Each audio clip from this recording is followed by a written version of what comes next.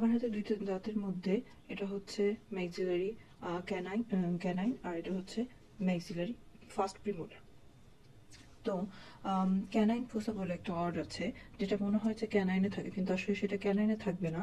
ক্যানাইনের কারণে maxillary first প্রিমোলারে ফোসা তৈরি হয়, এজন্য বলা হয় এটাকে হচ্ছে ম্যাক্সিলারি, এজন্য একে বলা হয় ক্যানাইন ফোসা। এই যে এইভাবে দাঁত যখন থাকে,